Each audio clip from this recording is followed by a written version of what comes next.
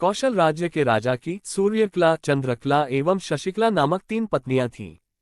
तीनों अत्यंत सुंदर, अत्यंत सुकोमल भी। लोग कहा करते थे कि सौंदर्य में शीर्ष स्थान पर रहने पर भी 7 चमेलियों के बराबर तुलते नहीं। एक दिन राजा सूर्यकला के साथ बगीचे में टहलते हुए तालाब के किनारे बैठे थे। सरोवर कमल फूलों से भरा हुआ था और काफी सुंदर दिख रहा था। हाथ बढ़ाकर शौक से राजा ने एक कमल के फूल को तोड़ा और उसने उस फूल से सूर्यकला के सिर पर नाजुक से मारा। उस चोट से सूर्यकला पीड़ा के मारे चीख उठी और सिर पकड़कर नीचे गिर गई और उसके परिवार वालों ने उसे घेर लिया। देखते ही देखते सूर्यकला के सिर पर गांठ बन गई और खूब सूजन आ गई और वह बेहोश हो गई। क्या हुआ महाराज? उसकी सखी ने राजा से पूछा। तब जो कुछ भी हुआ राजा ने उसे बताया। ओह, आपने क्या किया महाराज? सूर्यकला अत्यंत कोमल है, आप इस ओर ध्यान नहीं दे पाए। सखी ने कहा। रथ पर सूर्यकला को ले गए और महल के अंदर पहुंचाया। राजचिकित्सक आए और इलाज शुरू किया। विविध प्रकार के लगाने वाली मंजरियों, मलहम, तेल आदि लाकर उन्हें सूर्यकला के शरीर पर लेपन कर उसे स्वस्थ किया। तब राजा ने चैन की सांस ली। आप विश्राम करो। सूर्यकला का सिर अतिनाजुक ढंग से सहलाकर राजा वहां से विदा लेकर दूसरी पत्नी चंद्रकला के पास पहुंच गए। राजा का अति उदास होते देखकर चंद्रकला ने खिलखिलाकर उसकी मनस्थिति को बदलने का प्रयास किया। राजा चंद्रकला की हंसी से मामूली स्थिति में आ गए और उससे सटकर बैठे। चंद्रकला ने उसके हृदय पर सिर सटा दिया। कहिए महाराज, इस रात आपकी चाह क्या है, जिसे मैं पूरी कर सकूं? उसने पूछी। कहूं, यूं पूछकर राजा चंद्रकला के मुंह को पास में लेने ही वाला था, इतने में ही खिड़की से चंद्रमा ने झांक कर देखा। चांदनी ने घेर लिया और बस चंद्रकला मूर्छित हो गई। राजा परेशान होकर, कौन है वहां पर? यूं जोर से चिल्लाया तो सेविकाएं दौड़कर आई। मूर्छित चंद्रकला को देखा और पूछा, क्या हुआ महाराज? राजा ने उत्तर के रूप में खिड़की की ओर दिखाया। बाप रे चंद्रमा, उसने कहा। दौड़कर खिड़की के पट बंद किए और राजा के पास पहुंची। चंद्रकला अत्यंत नाजुक और काफी कोमल है। चांदनी को वह बर्दाश्त नहीं कर पाती।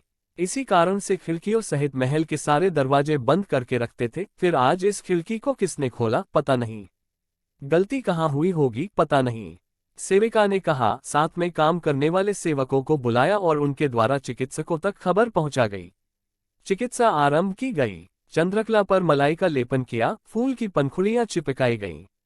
उसको स्वस्थ बनाया। जब चंद्रकला होश में आई तो आंखें खोलकर महाराज की ओर क्षमा करने की दृष्टि से देखी। राजा ने हल्की सी हंसी छोड़ी। धीरज बंधाने के लिए उसके गालों को सहलाकर वहां से निकल पड़ा। इसके बाद वह तीसरी पत्नी शशिकला को मंदिर पहुंचाने के लिए महल से निकला। चांदनी अपनी आभा फैलाई जा रही थी। राजा पालकी के सफर से उत्साहित था और उसे लग रहा था कि कोई दूर पर धान कूट रहा था। धान कूटने के गीत सुनाई दे रहे थे।